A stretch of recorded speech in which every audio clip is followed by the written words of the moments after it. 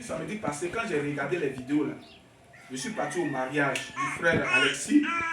Là-bas, j'ai dit à Yves Taki que quand j'ai regardé la vidéo, il y a une pensée qui m'est venue à l'esprit. C'est que j'ai vu dans la vidéo la pensée qui était véhiculée dans la vidéo. C'est que les gens essaient de montrer que non, que puisque Branham dit qu'il a reçu les choses par révélation, alors que certaines personnes ont déjà prêché ça, alors ce n'est pas la révélation. C'est ce qu'il a dit depuis là-bas. Le pasteur Josué était là, le pasteur Camille était là, Yves et moi on était assis à la table des pasteurs, le pasteur Franck était là, le pasteur Emmanuel, le pasteur Didi. On ne faisait que discuter lui et moi jusqu'à le vieux pasteur Josué dit, mais vous deux là même là, vous avez quoi? Vous. C'est ça, Franck dit que non, les deux travaillent ensemble. Mais depuis on est assis pour manger, il ne faut que parler ça. Il ne faut que discuter. Est-ce que vous comprenez bien? Ah. Même les noms des féticheurs, des résurrectiens qui ont donné dans la vidéo là, j'ai flashé. Et je suis parti faire les recherches sur le net. Quand on va arriver sur la semence du serpent, là, je vais vous montrer que la semence du serpent n'a jamais été prêchée par ces gens-là, comme Branham a prêché. On va lire les livres ensemble tout à l'heure. Mais allons-y d'abord, ne pas être pressé. Allons-y dans ce que c'est que la révélation d'abord. Qu'est-ce que c'est que la révélation? Je vous écoute, frère. Sur le parlement, il y a seulement. Moi, où est sur la passion, mais ici en tas. La révélation, c'est quoi? Parce que je suis comme, c'est vrai que je suis évangéliste, mais je suis comme votre pasteur. Donc, s'il y a des incompréhensions, je suis tenu de pouvoir expliquer. S'il y a quelque chose qui ne va pas bien, je suis tenu de pouvoir, parce que c'est mon travail. Vous voyez, quelqu'un avait un problème sur la photo de Branham, ils ont donné à la personne qui pouvait régler la chose. Georges Laki. C'est sa spécialité. Donc, en tant que pasteur, s'il y a une incompréhension, il y a une discussion, c'est mon travail de pouvoir trancher cela avec les Écritures. C'est pas ça? C'est ça. Matthieu chapitre. Allons-y vite. Matthieu chapitre 11. Qu'est-ce que c'est que la révélation? Marc chapitre 11. Suivez très bien. Maintenant, c'est un. Frère, si Branham est faux, on suit qui? On va où? On va où? Bon, comment ça s'appelle? Umbota, lui, il a son groupe. Tous ceux qui ont rendu témoignage pour dire que Branham est faux là, ils ont leur groupe. Au moins, si tous étaient ensemble dans une même religion, dans un même groupe, on peut dire que certainement que le groupe est vrai pour aller là-bas. Mais Umbota, lui-même ne croyait pas dans l'enlèvement. Pour lui, ça a déjà eu lieu à l'an 70. Umbota, il ne croit pas dans les âges de l'église. Umbota, chez lui là-bas, là, il faut baptiser au nom du Père, Fils et Saint-Esprit. Est-ce que vous comprenez bien? On suit qui? Parce que chacun tire ici, chacun tire là, chacun interprète. On suit qui? On va où? Bon, Branham a plagié, donc on va où? On fait comment? Il est faux, c'est où on s'en va? S'il est faux là, montrez, comme il y a une femme qui parlait, dit non, les gens disent que non, et comme tu dis que Branham est faux, on va où? Donc, elle dit que non, c'est une question. Mais tu dois répondre à la question. Parce que les catholiques sont là. L'Assemblée de Dieu sont là. Les pentecôtistes sont là. Les ministères sont là. On va où? C'est où on va prier. C'est où on va adorer Dieu de la bonne manière. On fait comment? Ou bien on réunit complètement la Bible, on s'en va maintenant à la mosquée. Avec notre série Dakar pour commencer à prier. Que le nom du Seigneur soit béni. Lisons ici ce que c'est que la révélation. Matthieu chapitre 11. La Bible dit, en ce temps-là, Matthieu 11, à partir du verset 25, en ce temps-là, Jésus prit la parole et dit, je te loue, Père, Seigneur du ciel et de la terre, de ce que tu as caché ces choses aux sages, aux intelligents, et de ce que tu les as fait connaître, révélés, pardon, de ce que tu les as révélés aux enfants. Retenez bien, où est la clé ici? Il y avait déposé un morceau de clé là. Voilà, c'est ça. Retenez bien, révélés aux enfants. Frère, commence à envoyer un chiffon, fais vite. Révélé. Retenez bien, révélé aux enfants. Est-ce que vous comprenez bien? Révélé aux enfants. Retenez bien aux enfants. Que le nom du Seigneur soit béni. Matthieu chapitre 11, descendons maintenant au verset 26. Lui, Père, je te loue de ce que tu l'as voulu ainsi. Au verset 27. Toutes choses m'ont été données par mon Père. Et personne ne connaît le Fils si ce n'est le Père. Vous voyez? Personne ne connaît non plus le Père si ce n'est le Fils et celui à qui le Fils veut le révéler. Donc dit, personne ne connaît. Si seulement à celui que le Fils veut les révéler. Donc révéler égale à faire connaître. C'est pas ça? Amen. Dieu te fait connaître. Pas un homme, Dieu. Lui, Dieu te fait connaître. Maintenant, il fait connaître aux enfants. C'est pas ça? Aux enfants, c'est un groupe de personnes. C'est pas ça? Amen. Vous suivez bien? Aux enfants, c'est un groupe de personnes. Vous suivez bien? Maintenant, est-ce que les enfants de Dieu se sont arrêtés seulement au temps de Jésus? Est-ce que les enfants de Dieu se sont arrêtés seulement au temps de Jésus? Non, monsieur. Est-ce que dans notre âge, il y a les enfants de Dieu? Amen. Donc, vous savez que les enfants de Dieu ont commencé depuis Jésus, depuis le temps de Jésus. Bon, pour commencer par là, sinon il y a la loi aussi dedans. Jusqu'à notre temps, c'est-à-dire le temps de la fin, n'est-ce pas? N'est-ce pas? Amen. Donc maintenant, si Dieu révèle aux enfants quelque chose ici, il révèle aux enfants ici. C'est-à-dire que de l'an 0 jusqu'à l'an 100, il révèle aux enfants. De l'an 100 jusqu'à l'an 200, il se révèle encore aux enfants. N'est-ce pas? De l'an 3 jusqu'à l'an 300, il se révèle encore aux enfants. Parce que ces enfants-là sont dans tous les âges. Est-ce que je suivez très bien? Amen. Donc il révèle ici, il révèle ici, il révèle ici, il révèle ici, jusqu'à la fin. Si son enfant qui est ici, en l'an 2000, a reçu la révélation du Père ou bien du Fils, ici en l'an 2000, est-ce qu'on va dire que sa révélation n'est plus une révélation parce que les enfants qui étaient en l'an 200, en l'an 300, en l'an 1000 ont déjà reçu ça? Je vous pose la question. Est-ce qu'on va dire que sa révélation que lui a reçue ici, ce n'est plus une révélation parce que ça avait déjà été dit par les enfants en l'an 200, en l'an 300, en l'an 1000? Est-ce que c'est ce qu'on va dire? Non, monsieur. C'est que quand bien même qu'il révèle ici en l'an 2000, c'est toujours le Père qui révèle. Amen. Est-ce que vous suivez très bien? C'est toujours le Père qui révèle, toujours aux enfants. Et ces enfants sont dans tous les âges. Donc dans chaque âge, il donne une révélation. Dans chaque âge, il donne une révélation. Ceux qui suivent nous disent que nous, on a reçu cela par révélation. Quand bien même que les autres ont reçu, et ils disent que nous, c'est par révélation. Ceux qui viennent en 1000 disent aussi, nous aussi, c'est par révélation. Ceux qui viennent en 2000 disent que nous aussi, c'est quand bien même que cela a été révélé déjà au départ. Vous suivez très bien. Amen. Amen. Et je vais vous prouver ça par les Écritures. Je vais vous prouver par les Écritures que la révélation, là, ce n'est pas parce que quelqu'un a déjà reçu ça que l'autre ne peut pas recevoir la même chose. Mais regardez même quand on prêche l'évangile. Quand on prêche le message. On prêche le message, pas ne prêche pas, tant, ainsi de suite. On parle, d'autres ne comprennent pas, les yeux sont fermés. Et puis tu es là comme ça, et puis un coup ça ouvre dans ton esprit. Et puis tu dis, oh non, ça sûrement c'est Dieu qui m'a révélé ça. Ça j'ai vu, ça sûrement c'est vrai. Mais pendant que tu dis que c'est Dieu qui t'a révélé là, mais c'était déjà écrit dans la Bible. D'autres aussi avaient déjà reçu la révélation. Ton frère qui est à côté, il avait déjà reçu la révélation que Dieu lui a montré vraiment par les Écritures que Fab vraiment là ne peut pas prêcher là. Mais cette révélation là, c'est Dieu qui lui a donné ça. Est-ce que vous comprenez bien? Amen. Il a reçu ça individuellement. Vous n'avez jamais reçu de révélation, vous? Sur des sujets, vous n'avez jamais reçu quelque chose n'a pas frappé votre entendement pour voir, pour ouvrir votre entendement sur quelque chose et que cela a réjoui votre cœur? Amen. Amen. Demandons à l'apôtre Paul. Voici un apôtre. Ici, l'apôtre Paul, dans Galates chapitre 1, qui dit que son évangile là, que lui est en train de prêcher là, écoutez bien, il n'a ni reçu, c'est pas ça? Il n'a ni reçu, ni quoi la même là, j'ai lu le passage, ni appris ça d'un homme. Vous comprenez bien? Amen. Son évangile que lui prêche là, il n'a ni reçu, ni appris cela d'un homme. C'est bon? Amen. Maintenant, Paul est parti. Si quelqu'un vit autant après Paul, il va dire non, mais Paul c'est un menteur. Comment il peut dire que l'évangile que lui prêche là, il n'a ni reçu, ni appris d'un homme? Galates chapitre 1, verset 12. Alors que ce qu'il est en train de prêcher là, c'est ce que les Pierre prêchaient. Que Jésus était le Messie qui doit venir. Il devait mourir pour les péchés. Et Moïse a parlé de lui. Mais ce que lui, Paul, il prêche là, c'est les Pierre qui ont prêché ça. Et la preuve même là, il cherchait à les tuer. Mais pourquoi lui il dit ici que non, que personne ne lui a appris ça? C'est par révélation. Mais Paul, c'est vraiment, c'est un tricheur. Il a plagié les Pierre, il a plagié les Jacques, les Jean, il a plagié même l'Ancien Testament. Parce que plagier, j'ai cherché sur la définition de plagier. C'est fort. Amen. Parce que c'est ça aussi le problème, plagier.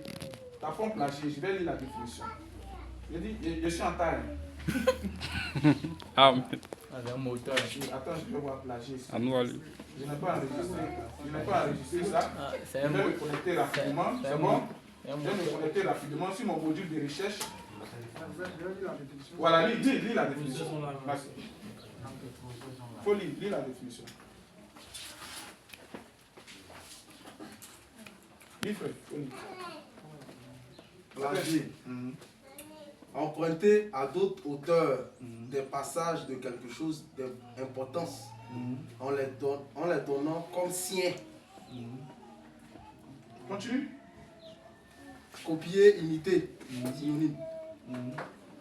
Continue. Il se souvient tout à coup d'une vieille chronique où il avait projeté le feu rouge. Ça, c'est le verbe plagier, non? Ouais. Plagiat. Plagiat. Plagiat. Action du plagiaire. Emprunter à d'autres auteurs des citations.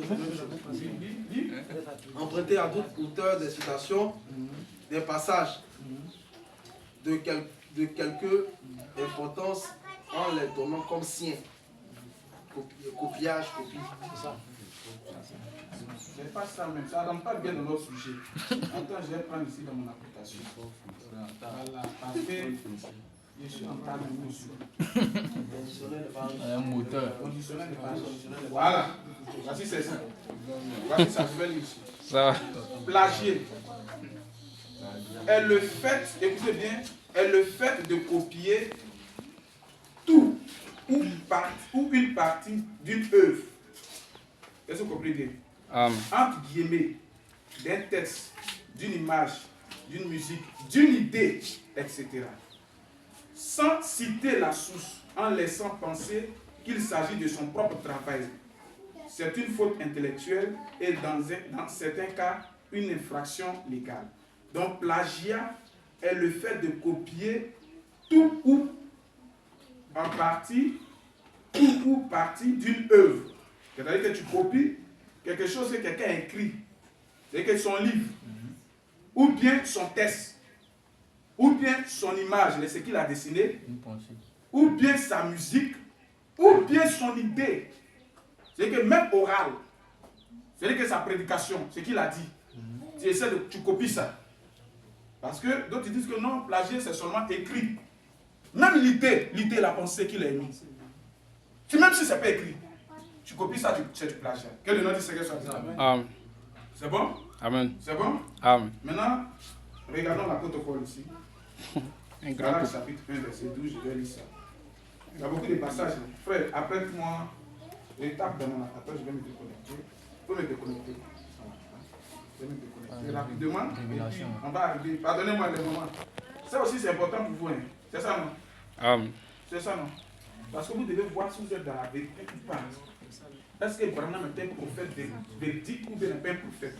Il faut chercher étape, va dans l'application, tape fils de Dieu. Je lis ici. Moi, des messages ou bien by Bible. Lisons ici rapidement. Galates chapitre 1, regardez ici. Hein? Galates chapitre 1, verset 12, il dit: car je n'ai ni reçu ni appris d'un homme, mais c'est par une révélation de Jésus-Christ. Vous avez su en effet quelle était autrefois ma conduite dans le judaïsme, comment je persécutais à outrance et ravageais l'église de Dieu, et comment j'étais plus avancé dans le judaïsme, c'est-à-dire qu'il maîtrisait la loi de Moïse, et que beaucoup de ceux de mon âge et de ma nation, étant animés d'un zèle excessif pour les traditions de mes pères, mais lorsqu'il plut à celui qui m'a mis à part dès le sein de ma mère, qui m'a appelé par sa grâce de révéler en moi son Fils, afin que je l'annonçasse parmi les païens, aussitôt je ne consultais ni la chair ni le sang. Est-ce que vous comprenez bien?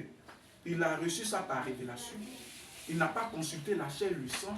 Il a commencé à prêcher Jésus-Christ qui avait été promis dans l'Ancienne Alliance. Comme dans Actes chapitre 2, l'apôtre Pierre a pris la parole. Il a commencé à montrer que Jésus-Christ, les prophètes ont parlé de lui juste quand il est venu dans la chair et c'est lui que vous avez crucifié.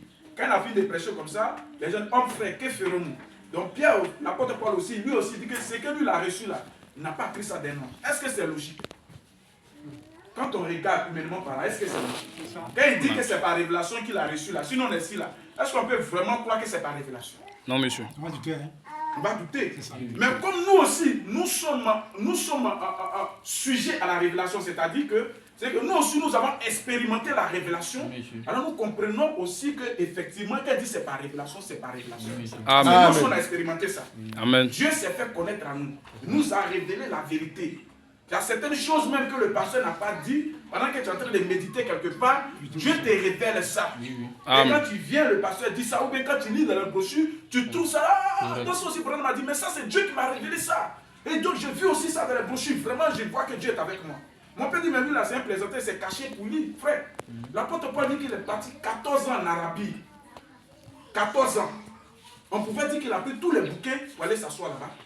Il a lu jusqu'à toute la loi de Moïse, il a lu jusqu'à les persécutions qu'il a fait aux disciples. Là. Il a commencé à réfléchir, il a pris quelques parchemins, il a lu jusqu'à. Il est venu pour dire non, Dieu m'a révélé. Est-ce que vous comprenez bien? On pouvait dire ça comme ça. Mais lui il dit que c'est par révélation. Et puis il dit maintenant, après 14 ans, il est monté pour consulter les anciens. C'est pas ça? Il est parti comparer ce qu'il prêche là avec ce que les anciens prêchent pour voir si c'est la même chose. Sinon, il va courir en vain. C'est pas ça? Nous sommes au verset. Vous avez déjà lu le passage? Amen. Nous sommes au Galates chapitre 2.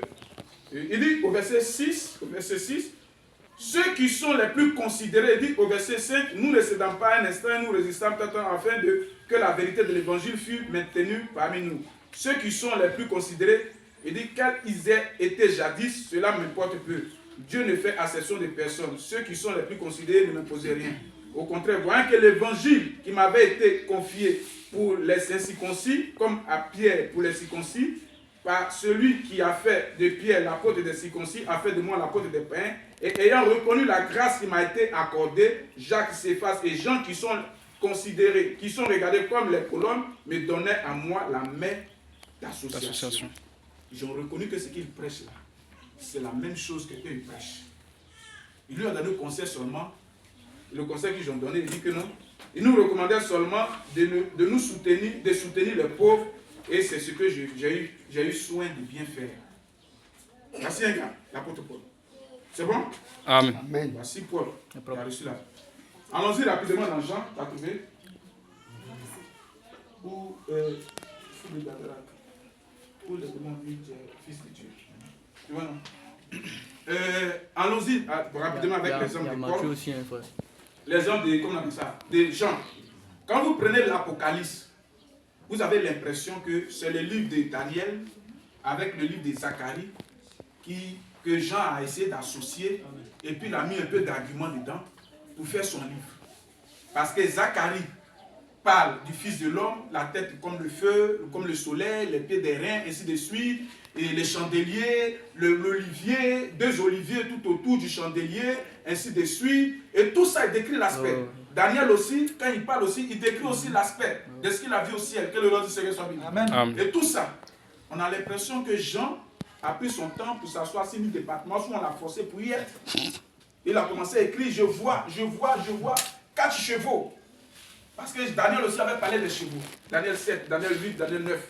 Exactement. Je vois les chevaux, je vois ceci, je vois cela, je vois le Fils de l'homme qui marche au milieu des chandeliers, je vois l'épouse, je vois la nouvelle Jérusalem, tout ça, Zacharie a parlé ça. Est-ce que vous comprenez bien?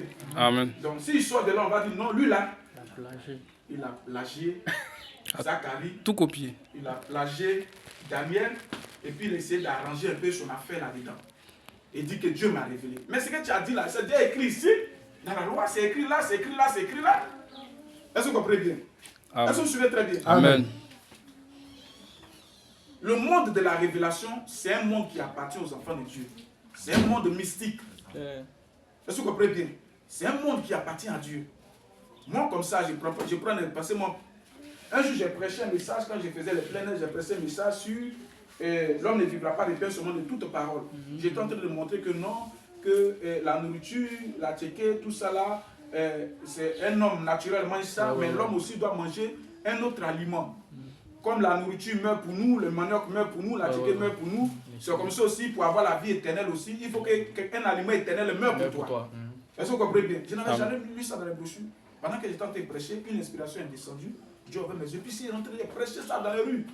C'est tout dernièrement, l'année passée ou bien l'année passée, qu'en méditant, j'ai vu cela dans les brochures. Mais si je ne vais pas dans les brochures, il y a du quoi? Dieu m'a révélé ça. Ça, c'est Dieu qui m'a révélé ça. Je n'ai pas lu Branham, mais Dieu m'a révélé ça. Amen. Est-ce que vous comprenez bien? Donc la révélation ne veut pas dire que non, si quelqu'un a vu ça net, toi aussi tu ne peux pas voir. Non. Ça n'existe pas. C'est que la Bible, mais tout est faux. Tout est faux. Que le nom du Seigneur soit béni. Amen. C'est que tout est faux. Parce que même quand on parle des chandeliers, on parle des oliviers, on parle des chérubins qui sont autour du trône. Mais c'est Moïse qui était le premier à voir ça. Oui. Quand Moïse est monté au ciel, c'est lui qui était le premier à voir ça. C'est lui qui a écrit ça.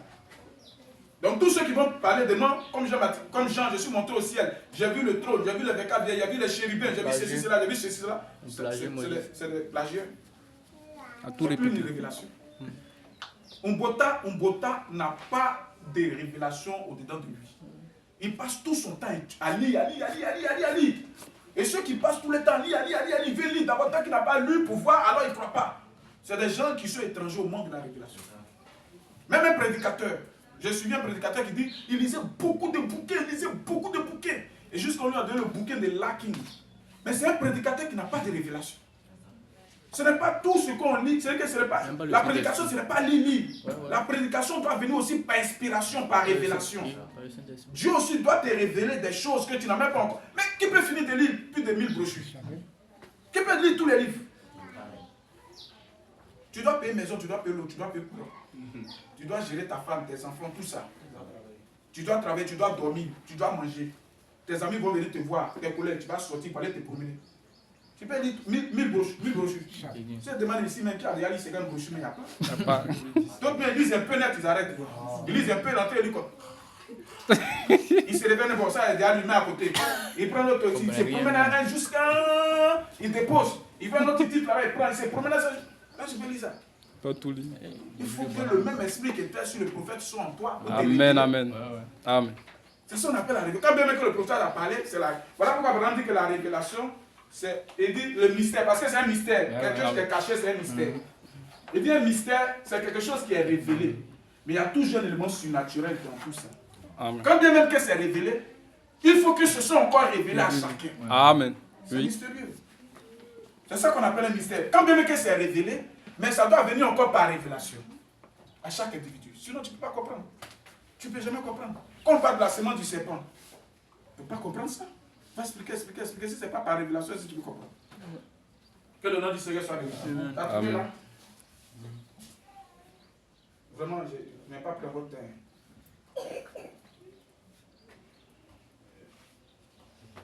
Quand Jésus arriva de l'autre côté du lac dans le territoire des Gadariens, 2 hommes sortis du milieu des tombeaux et vinrent à sa rencontre.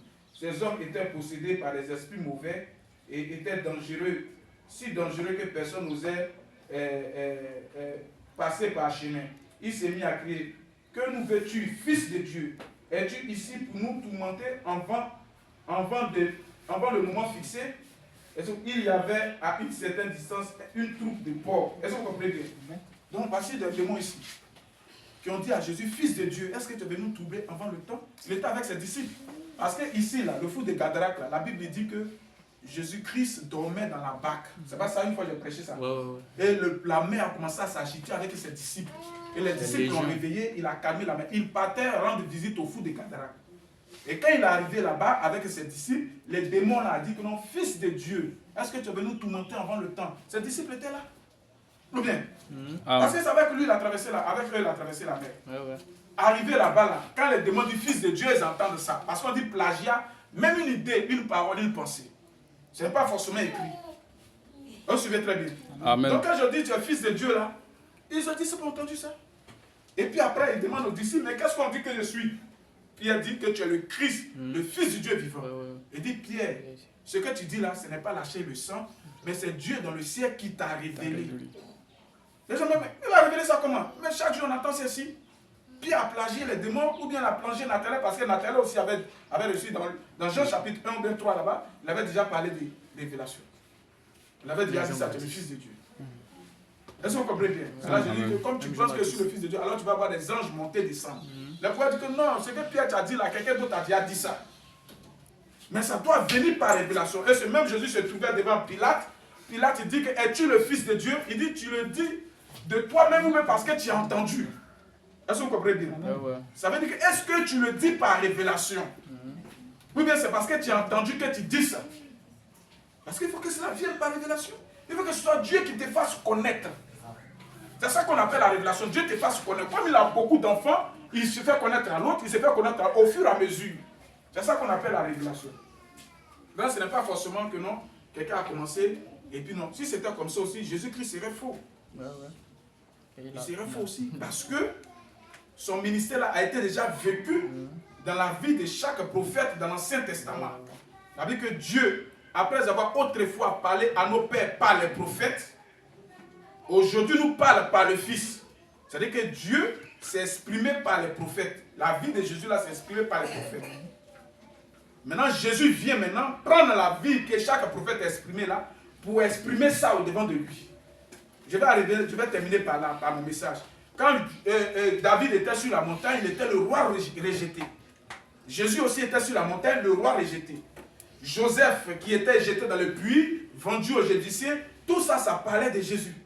Mais quand Jésus aussi est venu, il était jeté dans la tombe par ses frères, il était vendu aux païens, il est venu chez nous les païens ici, il était élevé, personne ne peut arriver à Dieu sans passer par lui, venir à Dieu sans passer par lui. Comme Joseph en Égypte, personne ne pouvait aller à Pharaon sans passer par lui. On va dire que mais Jésus a plagié tout ce qu'il est en train de dire là. C'est des choses qu'on a déjà lu ça. Moïse a déjà parlé, il est en train de tricher, il copie. Il copie. Voilà pourquoi les gens n'ont pas reconnu. Ils l'ont pris pour un imposteur, quelqu'un qui copie, qui triche. Que le nom du Seigneur soit béni. Amen. Que le nom du Seigneur soit béni. Amen, amen. Je crois que plagier et puis révélation, c'est clair. C'est clair. Si ce n'est pas clair, vous pouvez poser l'interprétation. Il faut demander si ce n'est pas clair. Question-réponse. Je vais m'attaquer maintenant à la première vidéo. Je serai terrible sur la première vidéo. Oui, allons-y, frère. Va lui donner le micro. Non, il n'y a pas de micro. Non, on va parler par là, ça. Non, pas porte, il n'y a rien. D'accord, ok. D'accord. Ok. Donc, j'ai écouté beaucoup de choses. D'abord, je tiens à vous remercier parce que moi, c'est ce que j'appelle l'esprit d'un bon berger. Donc, d'abord, c'est vous-même, d'abord, vous êtes donné le sujet afin qu'on puisse aller faire des recherches. Je pense qu'apparemment, on reste tellement seul, vous allez faire des recherches et envoyer dans le groupe. Bon, peut-être que vous les autres comprenez. Du test. Mais moi, mon esprit, comme d'autres ont suivi, ce n'est pas pour dire que bon, c'est un faux, pour faire bien quoi que ce soit. Mais les deux mots là me fatiguaient, révélation et puis plagiat. Mais après 1000 réflexions, avec la lecture, comme je l'ai dit, méditation, moi j'ai conclu que, parce que si on veut employer le mot plagiat, c'est vrai que la Bible est fausse. Amen. Donc depuis, j'ai déjà conclu à la maison. Mais bon, comme c'est Dieu qui fait les choses, je me suis dit, si vraiment je me tiens dans la vérité, c'est que vous serez forcément dans le même sens que moi. Effectivement, j'ai compris. Parce que si, c'est qu'on peut conclure, on peut dire que le mot plagiat même, ça ne peut pas exister dans la vie. Amen. Comme en d'autres termes, on parlait aussi de la sémence, je ne sais pas. Même si on venait dire actuellement, à cause de la scène qui existe, est-ce que normalement deux spermatozoïdes peuvent pénétrer en même temps? Ils vont dire non. On a vu effectivement que la même femme a eu simplement deux enfants de deux hommes différents. Donc ici même le mot plagiat, parce que lorsque j'ai fini, j'ai compris pour dire que en réalité c'est que le mot plagiat même, ça n'existe pas dans la Bible. Parce que si on emploie plagiat, c'est vrai que tout ce que les prophètes ont révélé, et d'autres sont venus révéler, et ainsi de suite, tout est faux. Donc moi, j'ai déjà tiré ma conclusion. Bon, peut-être que les autres comprenaient, mais ça me réjouit vraiment d'avoir vraiment trouvé, disons, la réponse que moi-même j'ai pensé. Que Dieu vous bénisse. Amen. Que Dieu bénisse le frère. Amen. Vraiment, c'est comme ça. Un fils de Dieu. Ok, maintenant, ma question c'était de conclure. C'est la conclusion. Moi, on supprime, c'est qu'il n'y a même pas sa place dans la Bible. Que Dieu bénisse le frère. Amen. Parce qu'un fils de Dieu, c'est comme ça. Frère, madame, quand les sujets, Yves Taki même a dit que quand les sujets viennent comme ça, ça nous permet de faire les recherches. Amen. Peut-être le pasteur est en train de dormir, il ne médite pas trop, il est en train de penser comment il va faire pour payer Gaba manger, c'est mou sur lui, tout ça, comment il va faire payer maison. Et puis un sujet vient comme ça, le permet de fuir. Et quand ça fuit, ça nous couvre encore davantage les yeux. Donc ne prenez jamais ça en mal. C'est comme ça la marche. Dieu fait comme ça pour qu'on comprenne plus, de telle sorte que quand on sera dehors, on sera confronté aux gens là. On va pouvoir apporter des lueurs à tout. Amen. C'est bon. Oui, oui. C'est ce que le frère a dit. Mhm. Avec eux, comme on arrive ici, Mhm. la nuit, on n'avait pas dit ça. Moi, je lui ai dit que si vous voulez le mot plagiat dans la Bible, c'est au sens. Moi, il vient me demander. Je lui ai dit que moi, là, si on prend la Bible, toute la Bible, là, le mot plagiat n'a pas sa place. Ça, les humains peuvent dire que plagiat. Quand tu dis à une personne qui est à l'école, le sens là, il va dire que le mot plagiat, c'est copier. Mhm. Mais un fils de Dieu, quand il prend la Bible, ce qu'ils ont dit, si on met le plagiat dans la Bible, c'est que la Bible est fausse. Vous voyez dans la Bible? Que Dieu te bénisse. Effectivement, c'est ça. C'est ça. Je dis un peu, parce que souvent quand moi je pose mes questions, moi je suis quelqu'un ici toujours, c'est-à-dire que c'est qu'à l'intérieur de moi, je cherche toujours la vérité. Quand quelque chose ne va pas, moi je vais tout droit au but. Au lieu de continuer, moi je ne suis pas dans ces personnes de plaisir, ils sont là, ils ne sont pas d'accord, ils sont derrière ou bien dans le couloir. Je pose, mais peut-être qu'en posant cette question ici, j'ai fixé certaines personnes, j'étais à mes sujets. Sinon, ce n'est pas l'objectif. L'objectif, c'est d'avoir une idée claire de la chose.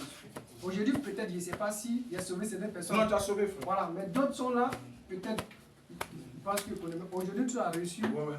Moi, personnellement, tu m'as sauvé parce que ça m'a permis de comprendre encore d'autres choses davantage. En moi, quand ça me fatigue, il faut que je pose ma question. Oui, effectivement. Maintenant, moi, j'ai un problème. Quand je pose mes questions, s'il vous plaît, ne me répondez pas d'une autre manière. Parce que quand tu essaies de m'attaquer, quand j'ai parlé, tu as trouvé que c'est pas intéressant. Parce que moi, je trouve qu'un bon chrétien ne peut pas raisonner comme ça. Un chrétien, quand il y a quelque chose, tu vois que ça va, tu appelles ton frère, moi, je vois qu'il va l'attaquer. Tu peux aller me chercher les gens. Mais quand c'était m'attaquer, moi aussi, tu contre-attaques, ça ne va pas aller. Effectivement. Que Dieu te bénisse, frère. Vraiment, que Dieu bénisse. Donc, si la chose est claire, c'est que c'est clair. Vraiment, ça nous a permis de ma question, voir. c'est bon. Les autres, Donc, s'il y a d'autres incompréhensions, ils vont exposer. De toute façon, le micro, si tu as une question, tu lèves ta main, on va répondre. Donc, voici ce qui est clair. Comme les frères ont dit là, si on doit parler de plagiat dans la Bible, c'est que vraiment, on peut s'en sortir. Tout est plagiat. Parce que Dieu veut qu'on copie. Il dit, soyez mes imitateurs, comme je le suis de Christ. Donc, on imite, on copie seulement, mais par la révélation. C'est ça qui est important. Est-ce que vous comprenez bien? Amen. Maintenant, comme il y a des vidéos qui sont passées, permettez que je puisse détruire certaines pensées ici. Vous voyez cette vidéo-là. Ici, voilà. La vidéo où il y a le serpent. Ceux qui ont regardé ça ici, où il y a le serpent, c'est que où Ève parlait au serpent. C'est ça, non?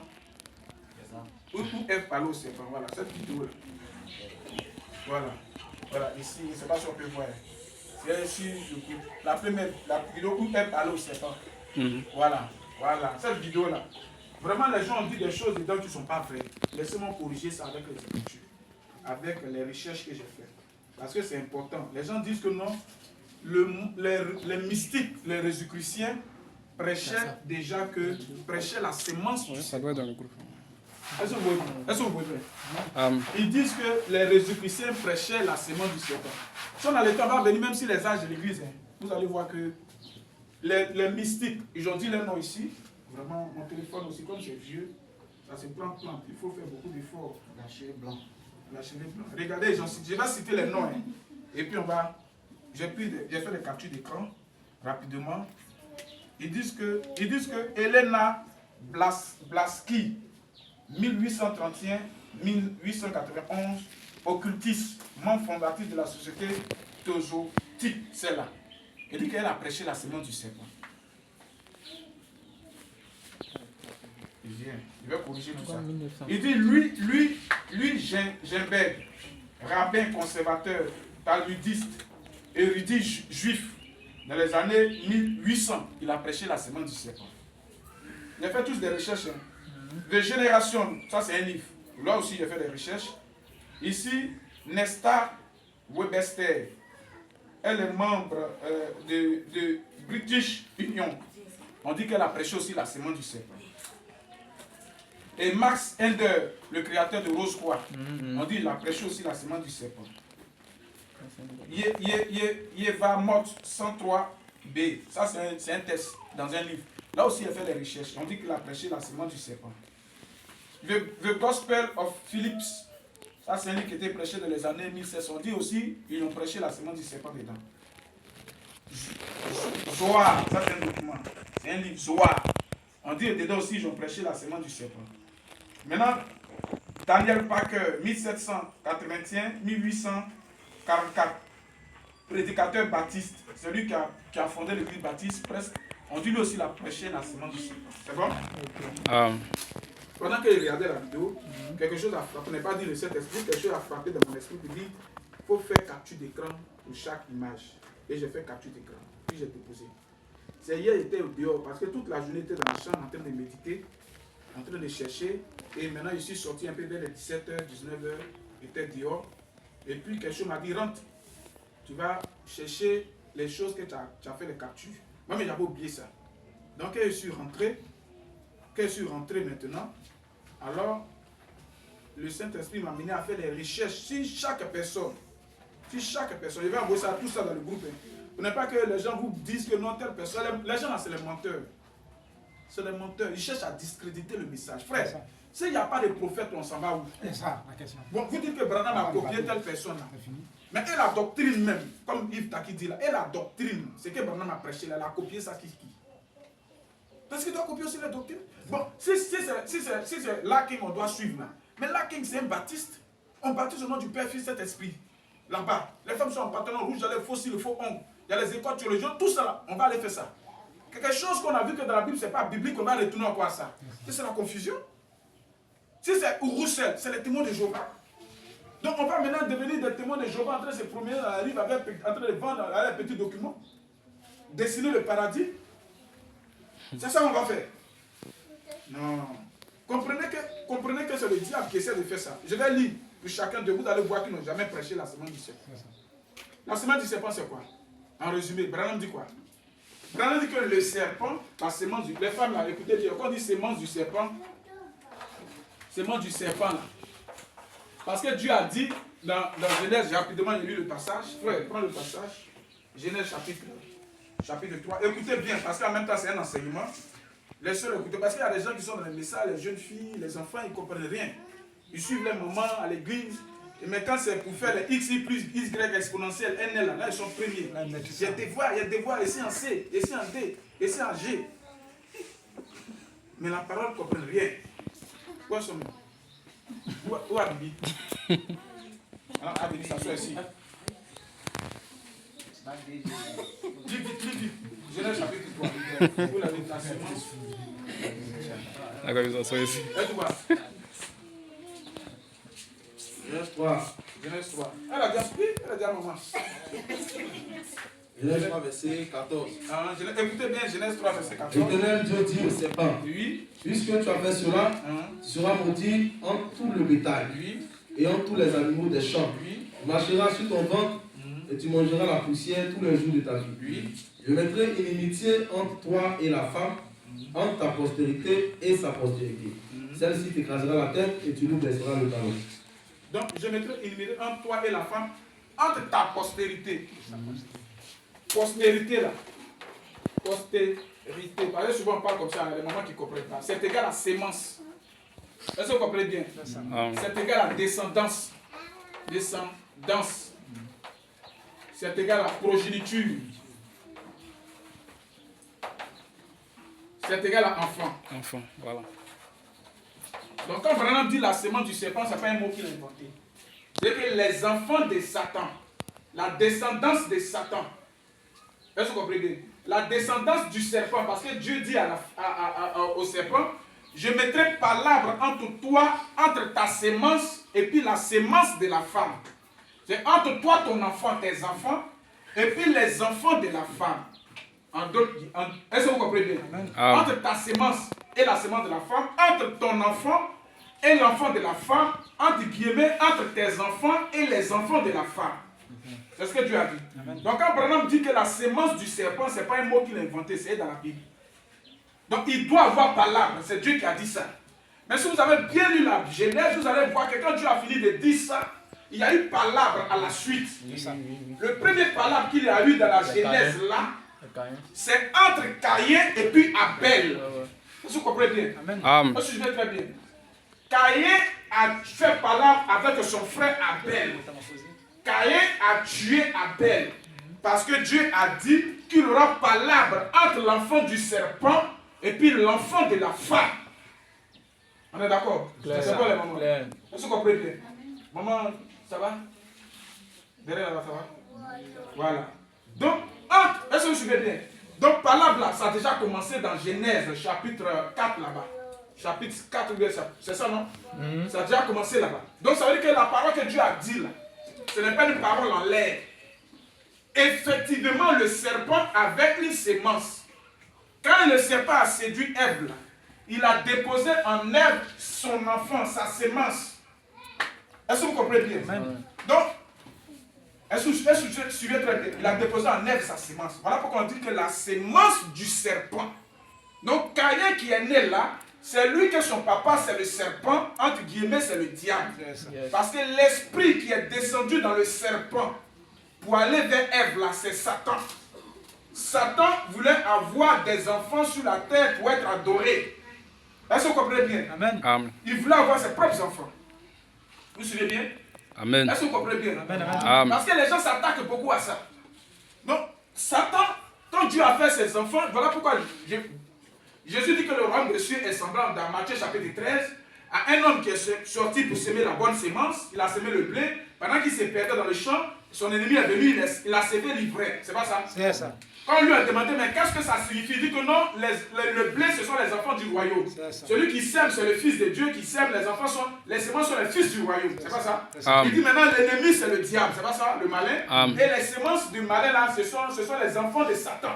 Donc Jésus est en train de dire, le champ, c'est le monde. Mais le monde a commencé où? Dans le jardin d'Éden. Amen. Le monde a commencé dans le jardin d'Éden. Est-ce que vous comprenez bien? C'est là-bas que ça a commencé. Suivez très bien. Le monde, là, ça a commencé dans le jardin d'Éden. Donc, dans le jardin d'Éden, Jésus est en train de montrer que Dieu a sémé ses enfants avec Adam et Ève.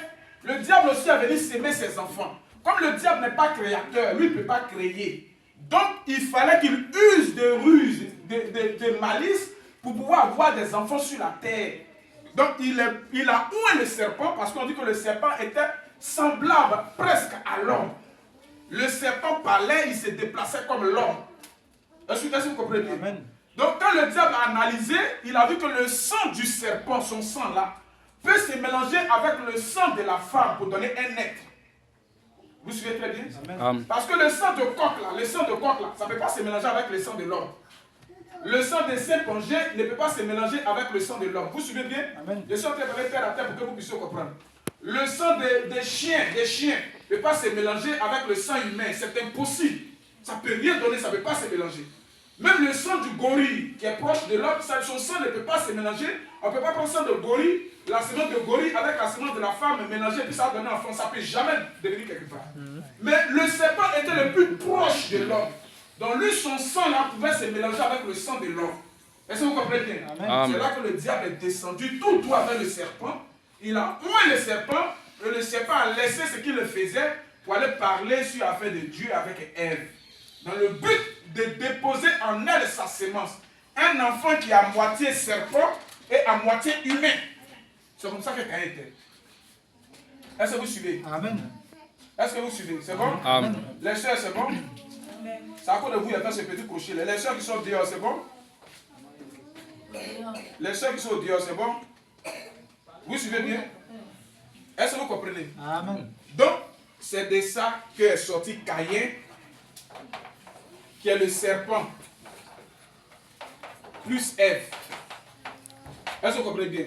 Et puis est sorti Abel, en remplacement 7, qui est Ève, plus Adam. Est-ce que vous comprenez bien? Donc deux enfants de pères différents. C'est ce qu'on appelle la super fécondation. Une femme peut prendre grossesse de deux enfants de pères différents en même temps. Elle peut faire des jumeaux avec deux papas différents. On appelle ça la super fécondation.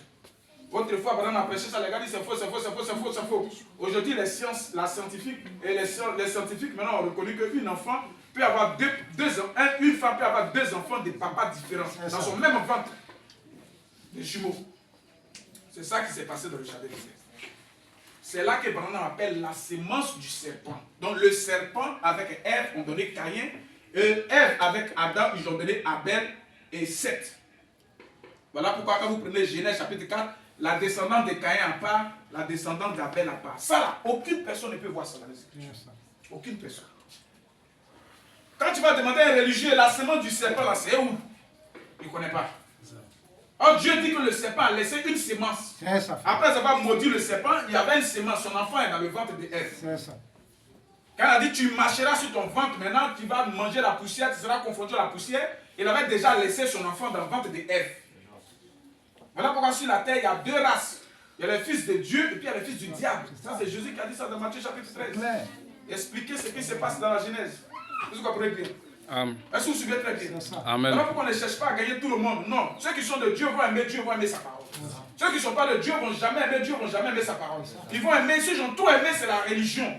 Quel est papa Caïn a fait dans le jardin, ils seront des religieux. Mais ils ne vont jamais aimer la véritable chose. C'est impossible. Ils vont toujours trouver des excuses. Vous comprenez bien? Aucune personne n'a vu cette sémence. Moi j'ai lu ici. Il y a les documents. Tous les noms qu'ils ont cités là, c'est les menteurs. Regardez si on va commencer. Il parle de Louise Gimbert. J'ai déjà montré ça. 1873-1953. Est un érudit talmudique et spécialiste du judaïsme rabbinique. Et que lui, il est spécialiste du judaïsme. Et quand on parle du judaïsme, on parle de la loi. A compilé et interprété de nombreuses légendes juives dans son œuvre majeure. The Legend of the Gays. Ça, c'est son œuvre à lui. Tapez les noms. Quand vous partez quelque part, quand quelqu'un vous envoie des arguments là, prenez ça, allez-y faire recherche. Aujourd'hui, il y a les motifs de recherche partout.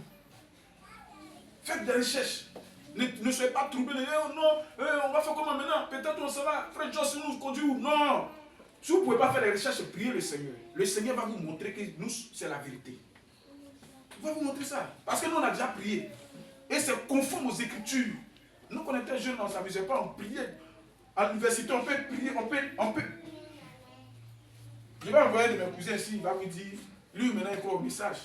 Il va vous dire comment j'étais quand j'étais jeune croyant du message.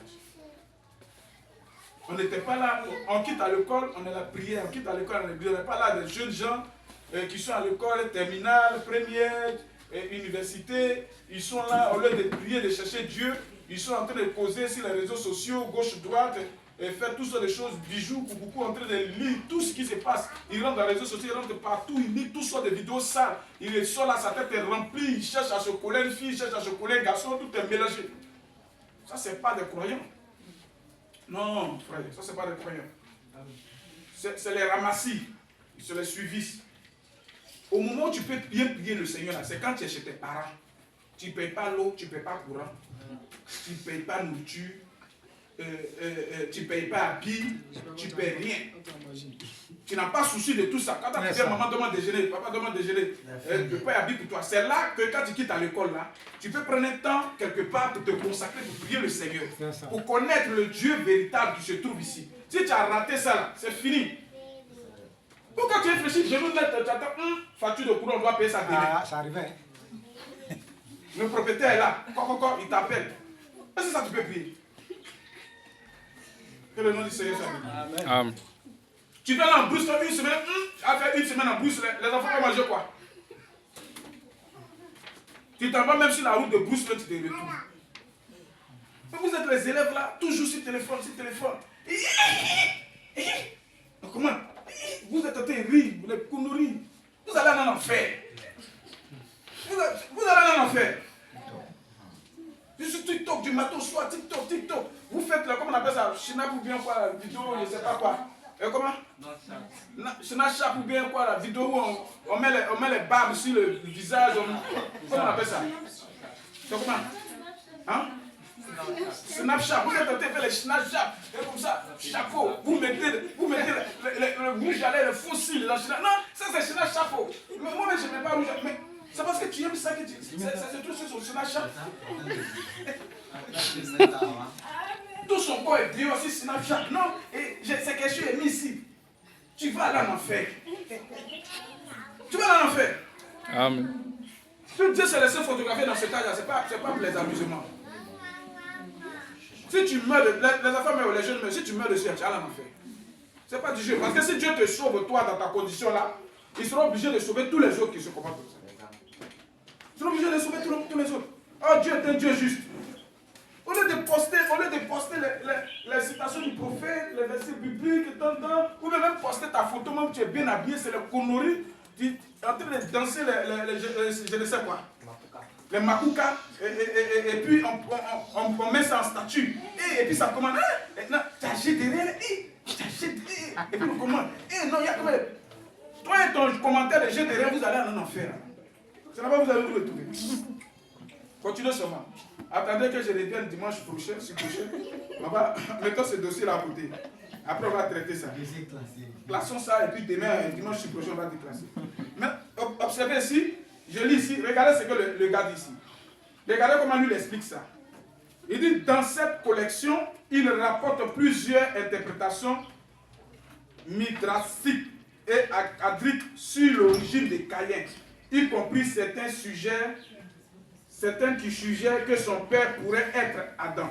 Voici ce que le monsieur dit, la première personne, Louis Gisambert. Il dit, Gisambert mentionne une tradition, il dit, Samaël est le père des Caïens. Selon Jugenchin, il n'a pas dit le serpent, il dit Samaël. Retenez bien ce nom-là, Samaël. Pour eux, c'est le père des Caïens. Quand Mota dit que non, les mystiques ont prêché que non, la semence du serpent, c'est des menteurs. C'est quelque chose qui est caché. Ici, il dit ici, Caïn ne serait pas le fils biologique d'Adam, mais surtout de Samaël, un ange associé à la tentation et parfois à Satan. Donc pour lui, là, le papa de Caïn, c'est Samaël, c'est un ange déchu. Est-ce que vous comprenez bien? Il dit un ange dessus, frère, calmez les bébés là. Un ange dessus, il dit Samaël aurait séduit Ève et de cette union serait né Caïn.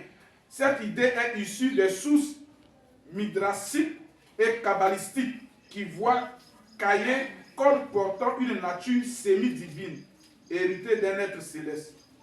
Vous comprenez bien? L'une des deux lignées humaines. Là, il dit, une autre idée de Gibersek rapportée est celle de deux lignées distinctes, la lignée d'Adam et de Seth. Deux lignées, la lignée d'Adam et de Seth, qui représentent la pureté et la continuité divine. Mais la lignée de Caïn, associée à la violence et à la corruption, issue d'une origine plus obscure et potentiellement non humaine. Donc voici ce qu'il dit. Il dit il y a deux lignées, mais il y a la lignée d'Adam et Ève. Vous comprenez bien? Et puis il y a la lignée de Caïn, dont son papa s'appelle Samaël, qui serait un ange déchu. Vous comprenez bien? Est-ce que ça c'est la sémence du serpent? Non, monsieur. On dit la sémence du serpent. On n'a pas dit la sémence d'un ange. On dit la sémence du serpent. Parce que le diable là, il faut un corps. Il faut un corps. Est-ce que vous comprenez bien? Voilà pourquoi je dis même souvent que même notre corps, la conception de notre corps là, Dieu a veillé là-dessus. Parce que Dieu ne vient pas habiter dans n'importe quel corps, charnellement parlant. Regardez dans l'Ancien Testament. Dieu a suivi une lignée naturelle, n'est-ce pas? Il a suivi une lignée naturelle jusqu'à arriver à Jésus-Christ. C'est-à-dire que Dieu aussi s'intéresse au corps. Mais la conception du corps de Caïn, c'est un corps hybride, moitié animal et moitié humain. Donc dans ce corps-là, l'Esprit de Dieu ne peut pas venir là-dedans. C'est l'esprit de Satan qui peut venir là-dedans parce que c'est lui qui a l'origine de l'hybridation, qui est le père de l'hybridation. Voilà pourquoi tout Caïn était investi par Satan. C'est le premier fils de Satan. Parce que la conception de son corps est différente de la conception originale. Chaque sémence doit reproduire selon son espèce. C'est contraire à ça. Donc Dieu ne peut pas venir dedans. Donc Dieu veille même, nous-mêmes qui sommes les fils de Dieu, là, Dieu veille même sur la conception de notre corps. Il regarde dans les lignées pour dire, bon, si je prends telle sémence avec telle sémence, ça peut former un corps vraiment où mon Dieu, je peux me révéler là-dedans, dans le temps à venir. Dieu n'habite pas n'importe où. Il ne vient pas n'importe comment. Ce n'est pas le marché. Ce n'est pas le fait d'alléluia, Dieu. Non, non, non, ce n'est pas ça. Est-ce que vous comprenez bien? Amen. Est-ce que vous suivez bien? Amen. Donc ça, c'est le premier. On va aller vite ici. Le premier. Le deuxième, c'est Hélène Blaski, la femme que j'ai montrée. La doctrine secrète 1888, elle c'est en 1888, avant que Brahman ne vienne, propose une interprétation ésotérique du récit biblique de Caïn, influencée par le gnosticisme et les traditions occultes. Selon elle, le véritable père de Caïn ne serait pas Adam, mais une entité plus ancienne et puissante, souvent associée à un être divin ou angélique. Caïn est la descendance des anges déchus. Donc pour eux, c'est un ange qui est venu avoir des rapports sexuels, pardonnez-moi l'expression, avec Ève pour donner Caïn. comme les dénominationnels interprètent Genèse chapitre 6, où on dit que les fils de Dieu vivent, que les filles des hommes étaient belles. Et ils ont pris pour femme. Et il dit que les fils de Dieu là, ce sont des anges qui sont venus avoir des rapports avec les femmes. Donc c'est la même conception là, qui j'envoie ça dans Genèse chapitre 3. Ça, c'est pas la semence du serpent. On dit la semence du serpent. On n'a pas dit la semence d'un ange. Un ange ne peut pas venir s'accoupler avec les femmes. Il va passer comment? La Bible dit que quand vous serez comme des anges dans le ciel, c'est pas ce que la Bible dit. Vous serez comme des anges dans le ciel. Quand les gens disent non, mon frère, il a marié telle femme, n'a pas laissé de descendants, son petit frère a pris, n'a pas laissé d'enfants, son autre petit frère a pris jusqu'à 7 petits frères. S'il se retrouve au ciel, la femme va appartenir à qui? Jésus dit au ciel, vous serez comme des anges. Il n'y a pas de désir sexuel là-bas. Est-ce que vous comprenez bien? Amen. Il n'y a pas de rapport sexuel. Mais comme un ange peut descendre, avoir des rapports sexuels avec Ève. Vous voyez qu'ils sont dans la confusion. Ça, ce n'est pas la semence du serpent. Et les gens disent que non, Branham a triché la pensée des kabbalistiques ou bien des gnostiques. Ce sont des menteurs. C'est des menteurs. C'est des menteurs. On va prendre encore Nesta Webster. Elle est 1876-1960. Était une écrivaine britannique connue pour ses théories du complot sur les sociétés secrètes et interprétation de l'histoire à travers l'ésotérisme et les anticommunistes. Il dit, cependant, elle n'était pas une spécialiste de la Bible. Ou bon, le texte là, elle n'était pas spécialiste de la Bible. Elle n'a rien dit là-dessus. Maintenant, Max Idel, fondateur de la fraternité résicrucienne, le fondateur de Rose-Croix, propose une interprétation ésotérique du récit biblique de Caïn et Abel. Parce que même le diable cherche à expliquer la Bible. Vous comprenez bien? Satan cherche toujours à expliquer la Bible. La preuve, il est venu expliquer la Bible à Jésus. Vous comprenez bien? Regardez, même quand je vais arriver sur regardez, je vais sauter un peu. Regardez, j'ai toujours dit que quand on va dans Genèse, là, Dieu a dit à Adam, le jour où tu mangeras, tu mourras. C'est pas ça? C'est pas là que Dieu s'est arrêté. Oui. La révélation s'est arrêtée là. Amen. Mais quand Satan a commencé à converser avec Ève, au travers du serpent, il a dit quoi? Vous serez de Dieu. Il dit, vous ne mourrez pas, c'est pas ça? Il dit, mais Dieu même sait que le jour que vous allez manger, vos yeux vont s'ouvrir. Et vous serez comme des dieux, connaissant le bien et le mal. Mais ça, c'était une révélation. Satan avait vu juste là.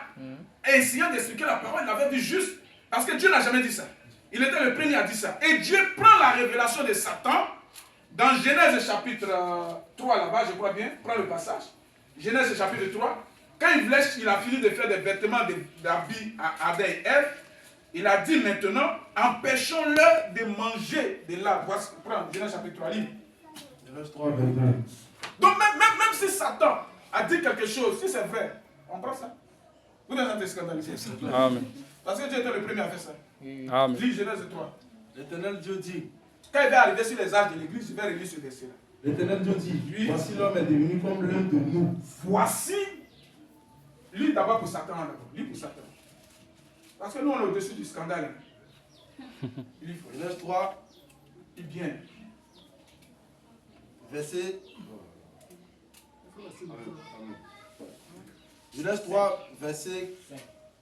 Verset 4. Alors le serpent dit à la femme, vous ne mourrez point.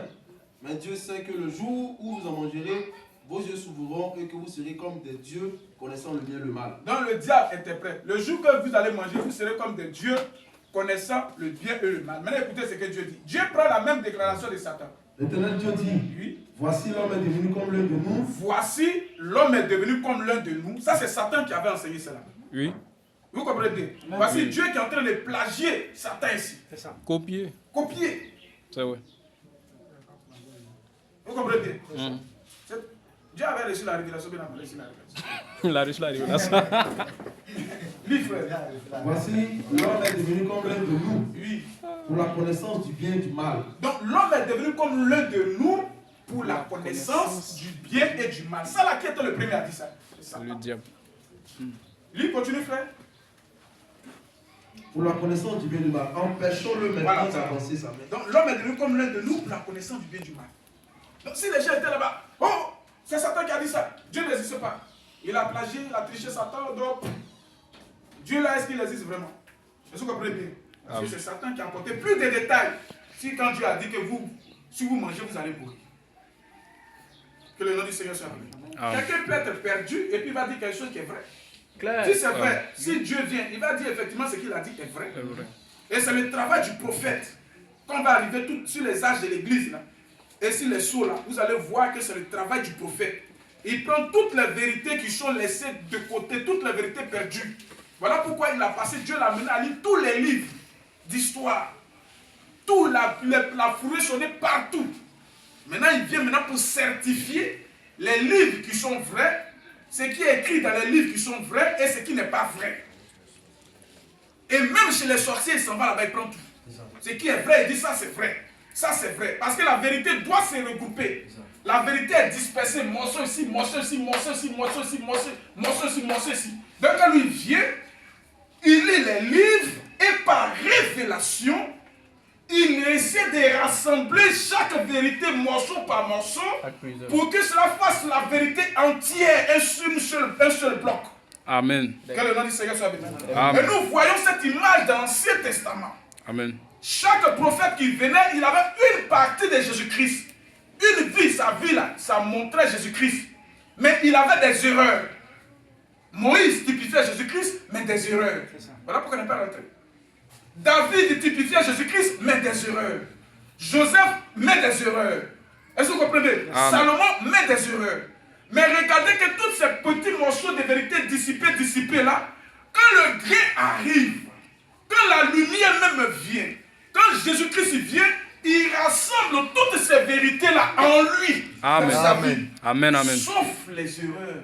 Amen. Amen. Est-ce que vous comprenez bien? Amen. Sauf les erreurs. Clair. Voici comment il a fait. Maintenant, si ce même Jésus-Christ doit apparaître chez les nations, parce qu'il dit que de la même manière que le soleil part de l'Orient et se monte à l'Occident, ainsi sera le Fils en son jour. Donc Jésus aussi doit apparaître chez les nations, le grain, la parole. Donc au cours des âges des nations, il faut qu'il y ait des vérités éparpillées, morceau par morceau, morceau par morceau. Avec des erreurs. Amen. Avec des erreurs. C'est là que vous voyez que des églises, des penseurs de courant, ils peuvent prêcher quelque chose, mais des erreurs dans l'église. Ils disent quelque chose, mais des erreurs. Étant des églises, étant des gens, est-ce que vous comprenez bien? Amen. Mais quand le grain vient, il rassemble toutes ces erreurs, toutes ces vérités-là par révélation. Pour former le grain, l'épouse qui est la lumière, sans les erreurs. C'est clair. Voilà pourquoi le ministère de Malachie 4 est un ministère de rétablissement, de rassembler tout ce qui est perdu. Ça ne peut pas nous scandaliser. Qui est plagiaux, qui n'est pas plagiaux. Nous, on s'en fout de ça. Amen. Nous, on connaît les Écritures. On connaît comment ça se passe dans l'ombre. Et puis, on connaît comment ça se passe dans la réalité. Amen. Que les hommes appellent ça plagiat, ça, c'est leur problème. Que le nom du Seigneur soit béni. Amen. Mais ça aussi, c'est une partie de son ministère. Et maintenant, il a son message dans son ministère qui est l'ouverture des eaux. Mais Satan aussi va essayer de prêcher ça. Amen. Pour semer la confusion. Parce que Satan, c'est la confusion. Il faut qu'il essaie de prêcher pour semer la confusion. Attendez qu'on arrive là-bas. C'est bon? Amen. C'est bon? Lisez un peu ici. Donc, le fondateur de Rose, quoi, qu'est-ce qu'il dit ici, Caïn? C'est pour vous montrer que tous ces gens-là n'ont pas prêché la semence du serpent. Non. Il dit, Caïn et Abel, dans son ouvrage La cosmogonie des roses croix, 1909, selon lui, cette histoire symbolise un conflit fondamental entre deux lignées humaines ayant des origines spirituelles différentes. Caïn, fils de l'Esprit Saint, eux-mêmes sont partis loin. Il dit Caïn, fils de l'Esprit Saint, Jéhovah, entre parenthèses, ou d'un ange déchu. Vous suivez bien? Amen. Endel, le fondateur de l'Ospa, enseigne que Caïn et Abel représentent deux courants distincts de l'humanité. Caïn serait le fils d'Ève et d'un être divin différent d'Adam, parfois identifié comme un ange ou un esprit de nature luciférienne. Cette idée rappelle certaines traditions gnostiques et kabbalistiques. Vous comprenez bien? Voici ce que le fondateur de l'Ospa dit. Il dit Caïn, son papa c'est Lucifer. C'est un ange déchu, Samael qui a couché avec Ève. Pardonnez-moi, mais nous sommes en train de parler la parole. C'est bon? Amen. Maintenant, dans Yevanot, je fais vite pour montrer que j'ai parcouru tout ça. Dans Yevanot, paragraphe 103, ne parle pas directement de l'identité du père de Caïn, mais il contient une discussion talmudique qui peut être liée à des interprétations midrastiques plus larges sur son origine. Référence, dans ce passage, Talmud, les rabbins discutent du point de vue scientifique. Bon, Ça, on va laisser ça. Il va pas tout. Maintenant, le gospel of évangélique de Philippe. Passage pertinent. NH2, 3, paragraphe 42 sur Caïn. Dans ce passage, le texte affirme que Caïn, Abel et Seth ne sont pas les fils d'Adam et d'Ève de manière traditionnelle, mais qu'ils ont des origines spirituelles différentes. Il est dit que Caïn est issu d'une puissance étrangère, tandis qu'Abel vient d'une autre source, et que Seth est le véritable descendant spirituel du Fils de l'homme. Vous voyez, il dit que Caïn est souvent associé dans la pensée gnostique à un pouvoir inférieur, parfois relié à Tchol ou à une entité déchue. Vous comprenez bien? À une entité déchue comme Samaël. Donc eux tous s'accordent pour dire que Caïn, son papa c'est Samaël. Un ange déchu. Vous comprenez bien? Maintenant je vais aller vite pour aller sauter quelques passages. Pour lire David Parker. Parce qu'il dit que non, on va tricher David Parker, le fondateur des baptistes. Écoutez, le prédicateur David Parker. Lui il est né en 1781, il est mort en 1844. Des années avant que Branham ne vienne. Était un prédicateur et un chrétien américain. Et un écrivain américain connu pour ses vues apocalyptiques et sa théologie, notamment au sein des mouvements milléniques et du christianisme primitif. Dans ses écrits, Parker a abordé des sujets théologiques, y compris l'origine de Caïn dans la Bible. Idée de Daniel Parker sur le père de Caïn. Parker, soutenant l'idée que Caïn n'était pas le fils d'Adam, au sens traditionnel, mais qu'il avait une ascendance différente. Est-ce que vous comprenez bien? Souvent en lien avec des idées gnostiques ou ésotériques. Il interprétait Caïn comme un produit d'une union entre Ève et un ange, ou une entité spirituelle déchue, semblable à des idées trouvées dans d'autres traditions mystiques et gnostiques. Donc, Parker affirme que l'identité du père de Caïn pourrait être liée à des forces spirituelles suggérant une origine distincte des autres. Donc, mais c'est quoi ça? Qui fait ça? Qui touche la voiture?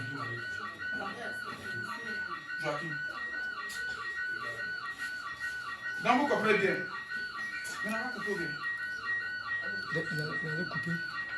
Que le nom du Seigneur soit béni. Amen. Donc vous voyez, vous comprenez bien. Donc tous ces gens que ce monsieur a cités là, et ils disent que le papa de Caïn c'est Samaël. Ça n'a rien à voir avec le serpent. Est-ce que vous comprenez bien? C'est Branham qui vient avec la révélation pour montrer que non, il y a eu contact entre le serpent, point de Satan, avec Ève. Donc, Caïn n'était pas entièrement un humain, il était à moitié humain et il était à moitié. Il faut quoi Dieu me fait? Hein? On est en train de parler ici sur Dieu, après se poser la question. Ils vont payer là maintenant. C'est clair. Il faut quoi Dieu? On parle des choses sérieuses, vous êtes pour la préoccupation. Maintenant, on est en train de répondre. Demain encore, vous allez soulever notre vidéo là-bas pour venir. Non, on n'a pas bien compris.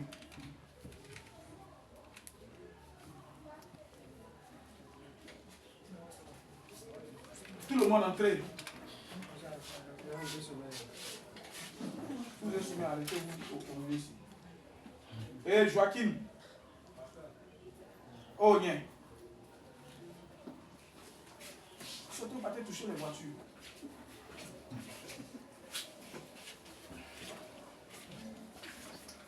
Que le nom du Seigneur soit béni. Amen. Donc, est-ce que vous comprenez bien?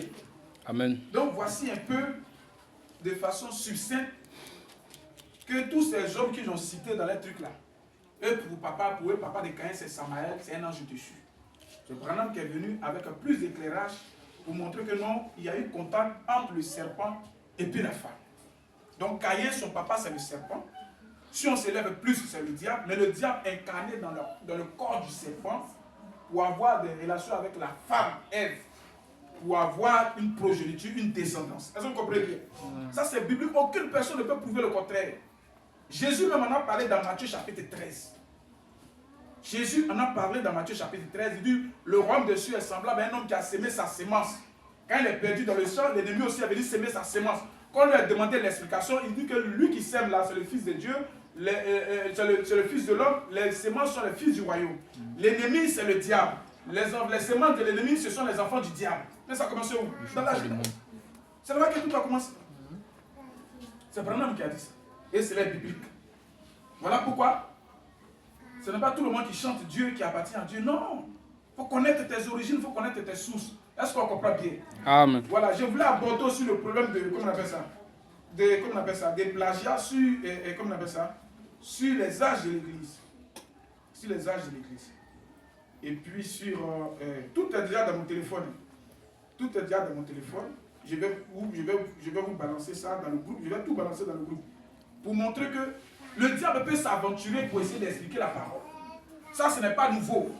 Il était le premier à commencer à expliquer la parole dans la Genèse, là-bas à Ève.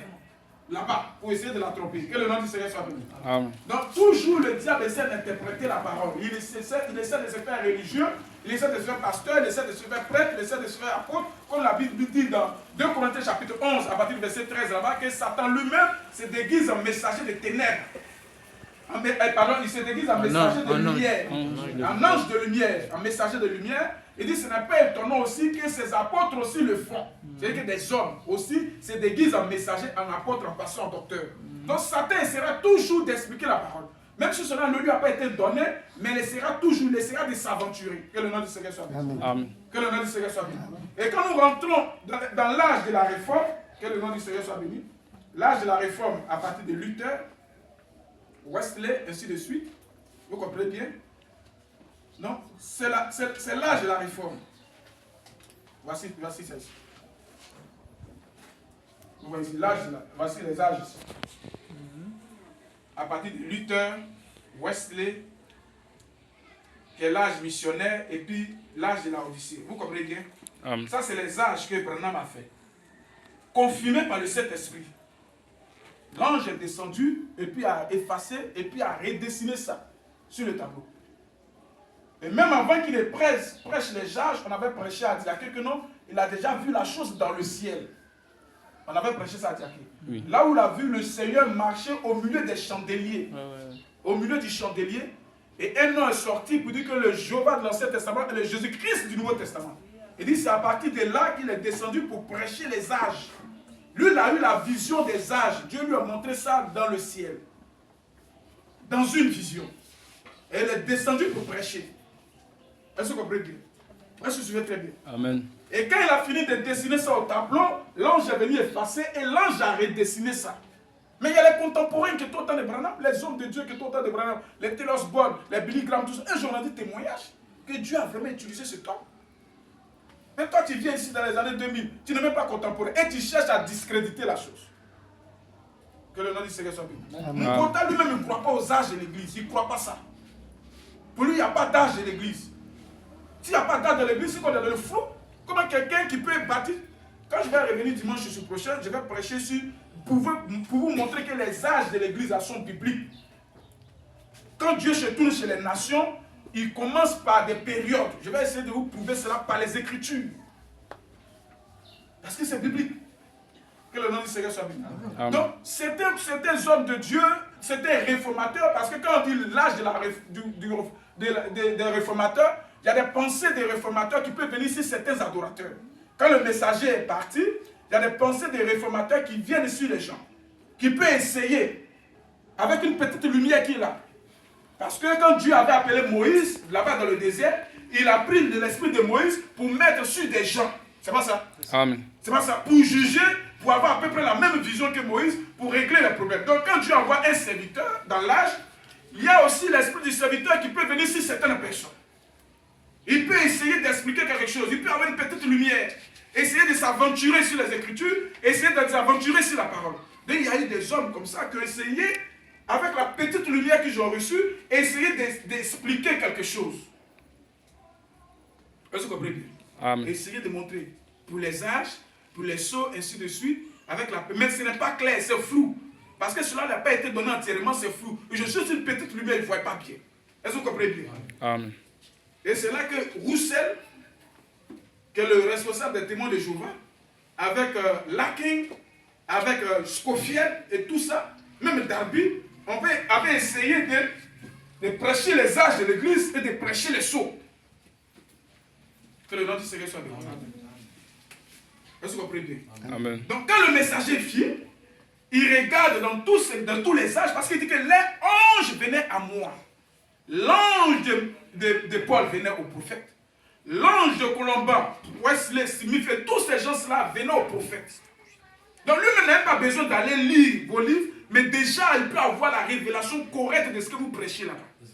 Parce que les anges venaient à lui. Et il regardait dans tout ce tas-là pour prendre la lumière. Parce que même les réformateurs, même là, ils ont laissé des erreurs. Luther pouvait dire que non, il faut tuer les juifs parce qu'ils ont tué Jésus-Christ. Il faut les pourchasser, tata. Un réformateur qui vit avec tout le Saint-Esprit, il pouvait baptiser les gens au nom du Père, du Fils, Saint-Esprit. Il pouvait dire que c'est le vrai baptême. Ce sont des erreurs laissées. Est-ce que vous comprenez bien? Amen. Mais quand le dernier ange vient, il vient pour prendre toutes ces lumières-là pour les rassembler. Dieu ne veut pas que la chose soit dispersée comme ça. Il veut mettre ça en bloc, dans un bloc. Est-ce que vous comprenez bien? Amen. Est-ce que vous suivez? Amen. Je vais vous présenter, je ne sais pas si j'ai le temps, pour vous présenter la différence entre les âges de l'église de Branham et les âges de l'église de Larkin. Bon, le temps est parti. Je crois que je vais balancer ça dans le groupe et vous allez voir la différence. J'ai tout pris, les tableaux, tout est là. Vous-même, quand vous allez voir, on s'est agité pour les c'est différent et puis ce n'est pas la même chose. Voilà, c'est comme ça, avec le Seigneur. Donc, bien-aimés frères, bien-aimés sœurs, donc quand nous voyons, je termine pour la conclusion, parce qu'il est déjà à 12h30, je termine là. Donnez-moi 15 minutes pour finir, à 12h35, c'est bon? Amen. 12h35 ou bien 32, on va finir. Mais laissez-moi donner une parole. J'espère que vous avez compris. Amen, amen. J'espère que c'est clair. Je vais balancer les âges de l'église et les sceaux, la différence, parce qu'il y a un tableau, même les païens ont fait un tableau pour montrer que ce que Branham a prêché et ce que Larkin a prêché, c'est différent. Ce que Branham a prêché, ce que Russell a prêché, c'est différent. Ce que Branham a prêché, ce que Scofield a prêché ou bien Darby a prêché, c'est différent. Les sceaux jusqu'aux âges de l'église. Que le nom du Seigneur soit bien. Amen. Et ils voyaient les âges de l'église, le sceau, premier sceau comme un politicien, un militaire qui va venir en train de combattre, envoie les pères. Alors que Branham lui voyait cela comme un esprit religieux qui est rentré dans l'église. Mais eux voient ça comme un président mondial qui va venir dominer. Alors que Branham voit ça comme un esprit religieux, comme Satan qui s'incarne dans l'adoration. Je vais balancer tout ça, vous allez voir. Mais comme on est pris par le temps, on ne peut pas courir vers là-bas. Soyez dans le groupe, vous allez voir toutes ces informations. Que le nom du Seigneur soit béni. Amen. Que le nom du Seigneur soit béni. Amen. Donc, frères et sœurs, nous avons vu que Dieu a vraiment fait une œuvre dans cet âge. Est-ce que vous comprenez bien? Amen. Donc, cela prouve que Dieu existe vraiment. Dieu est réellement, il existe vraiment parce qu'il a fait une œuvre. Il s'est laissé même photographier sur la tête d'un homme et que les hommes ont regardé jusqu'à présent, ils ne comprennent pas la photo. Il s'est laissé même photographier sous la forme de la constellation. Comme les gens disent que non, la constellation, les gens du message. Mais Branham avait vu ça dans la vision, dans Messieurs Esler. Est-ce que vous comprenez bien? Amen. Il avait vu 7 anges dans lesquels il était entré sous forme de tourbillon. Est-ce que vous comprenez bien? Sous forme d'entonnoir. Vous comprenez bien? Amen. Sous forme de pyramide. Donc pour lui, il pensait que c'était la fin de sa vie. Jusqu'à Dieu lui dit maintenant, va à Tucson. Quand il est parti à Tucson, il a vécu ce qu'il a vu dans la vision là, il a vécu ça réellement, et il est descendu, il a commencé à prêcher les sceaux. Et en mai, je crois que c'est bien, en mai, la photo était apparue dans le journal, et en mai maintenant, les journaux ont dit qu'ils ont capté un nuage qui ne devait pas se former là, ou qui ne doit pas être formé là, à cette attitude-là. Est-ce que vous comprenez bien? Ils ont pu capter les nuages qui ne se forment pas. C'est quoi ça? Ça t'en enregistré. Alors, faut couper. Donc, un nuage, c'est ça, non, on dit un nuage, non. Un nuage qui ne devait pas se former à cette attitude-là. Par exemple, on voit un nuage juste au-dessus du cocotier. C'est pas là que ça doit se former. Et ils ont pris la photo, ils ont mis ça dans le journal. Les gens disent que non, Branham a dit qu'il était sur la montagne là-bas. Mais Branham a vécu l'expérience. Mais quand les gens prenaient la photo le 28 février 1963, Branham n'était pas là-bas. C'est ce que les gens oublient. Mais lui, il a déjà vécu cette même expérience en vision et dans la réalité. Voilà pourquoi quand il a pris le journal, il a regardé, l'ange lui a dit, tourne comme ça. Et quand il a tourné comme ça, c'est le visage de Jésus-Christ qui était dessus. Est-ce que vous comprenez bien? Amen. Et il s'est rappelé automatiquement que non, cet événement-là, il avait déjà vécu ça en vision. Et il a pensé que c'était la fin de sa vie. Et puis il a vécu ça sur la montagne de Tucson. Et c'est ça qui lui a donné l'onction pour venir prêcher les sceaux. Les gens ont fait cet amalgame pour dire, oh, Branham dit qu'il était là-bas, alors qu'il n'était pas là-bas, et donc tout le message est faux. Donc, et la doctrine qu'il a prêchée là, c'est faux. Enfin, ne prêchez pas, on baptise au nom du Père. Donc les miracles qu'il a fait, la photo, tout ça, au-dessus de tout ça est faux. C'est la confusion. Si c'est faux, on va où? Montre-nous quelqu'un qui prêche la Bible aussi correct que le prophète. Montre-nous quelqu'un qui enseigne correctement la Bible en dehors de Branham. Montre-nous et qui était confirmé par Dieu. Parce qu'il ne suffit pas de prêcher, mais il faut qu'il soit confirmé. Il faut que le surnaturel confirme que ce que tu es en train de dire là, ça vient du ciel. Amen. Que le nom du Seigneur soit béni. Amen. Donc, nous les jeunes gens, nous les jeunes filles, quand nous voyons ces choses-là, nous devons vraiment avoir le cœur vraiment tourné vers Dieu. Je vous dis Dieu de la chair. Ça prouve que Dieu marche. Dieu marche dans ce monde. Il a marché un certain temps, il a œuvré et il continue d'œuvrer. Ça prouve que Dieu existe réellement. Il est vrai, il est tangible, il est papa. Avant, au temps de Moïse, les gens n'avaient pas les photographies. Au temps de Jésus, il n'y avait pas de photographie. Mais ici, au moins, nous avons une preuve de photographie que Dieu est vraiment réel. Que le nom du Seigneur soit béni. Amen. De quel pire châtiment sera jugé les gens de cette génération par rapport aux gens. Voilà pourquoi Jésus a dit, si les gens de Sodome et Gomorrhe avaient entendu, avaient vu ces choses qui sont passées au milieu de vous, ils se seraient repentis. Est-ce que vous comprenez bien? Parce qu'il y a des choses que Dieu a prouvées dans cette génération, des choses vraies. Mais regardez le cœur des enfants, le cœur des jeunes gens, le cœur des adultes, le cœur des vieillards, insensibles à Dieu. Ça ne dit absolument rien. Cela est passé comme dans l'oubliette. On ne parle pas de ça dans les journaux, on ne parle plus de ça dans la télévision. On montre la télé, on fait des émissions de télé, on rencontre des bêtises, on fait des films de bêtises, on s'assoit là, on compte, bon, comment une femme va aimer son mari, bon, des émissions bêtes, tout ça. Donc le monde même là n'arrive pas à se rendre compte que non, Dieu est à travailler dans cette tâche. Dieu est à l'œuvre, le monde même a mis ça aux oubliettes. Il ne parle pas de ça. Et même les adorateurs, les jeunes ici dans cet âge-là, ils s'en foutent de ça. Il vient à l'église quand il veut. Il est à l'église, il vit comme il veut, il fait ce qu'il veut. Bon, tout ça, il s'en fout. Il fait comme ça. Il s'en va, tout ce qui l'intéresse, c'est le travail, c'est la nourriture, c'est les garçons, c'est les femmes, gauche-droite et tout ça. C'est tout ça qui l'intéresse, c'est sa vie qui est là. C'est sa vie qui est là. Alors que Dieu a confirmé qu'il est en mouvement dans cette tâche. Même sa vie, c'est d'adorer les fétiches, verser le sang de poulet, verser le sang de mouton, gauche ou droite, aller au maquis, manger, boire, aller au travail. Je suis au travail, mes parents disent que le travail, c'est mon seul Dieu. C'est mon Dieu qui est là. C'est tout ça. C'est sa vie. Son âme ne peut pas savoir que non, peut pas te frapper que non, Dieu a travaillé dans cette tâche. Dieu a appelé les gens dans cette tâche pour qu'ils puissent vraiment savoir qu'il existe réellement. Et qu'ils puissent l'adorer de la manière convenable. Dieu s'est fait connaître dans cet âge-là, dans ce monde. Et au milieu du message, mais c'est pire. Des jeunes gens, des jeunes filles, ça ne dit absolument rien. Pendant que la Bible dit même que dans le message, qu'une fille doit se conserver vierge jusqu'au mariage. Mais on a perdu cette notion. Des parents qui ne peuvent même pas éduquer les enfants. Les filles, les jeunes garçons, ils les laissent aller fréquenter n'importe quel type de camarades, se promener gauche-droite, rentrer à la maison comme ils veulent, être dehors et tout ça. Et ils se disent que tous ces sont les croyants du message. Il y a quelque chose de fou dedans. Il y a quelque chose qui ne va pas quelque part. Il ne peut pas enseigner les jeunes filles, les jeunes gens, les jeunes garçons à pouvoir aimer le Seigneur, leur raconter les histoires de la Bible, leur concentrer, les mettre pour dire que Dieu est à l'œuvre dans ce tâche, ce monde que tu vois sera détruit certainement. Et il y a une œuvre de préparation pour quitter la terre. Et ne sait même pas de brancher, ne sait pas de brancher, de capter l'attention de ses enfants sur ça. Non, ça ne dit rien. Si ses enfants sont partis à l'école, ils sont venus, c'est l'essentiel. S'ils ont mangé, c'est l'essentiel. Papi, tout tu vas où? Mamie, tout tu vas où? Non, je m'en vais voir qui prend, je m'en vais voir Gogoua. Bon, il faut venir vite. Et ça ne dit absolument rien. Et tout ça, on appelle ça le message. Que le nom du Seigneur soit béni. Il y a quelque chose de faux quelque part. Non, frère, ça, tout ça ne peut pas être le message.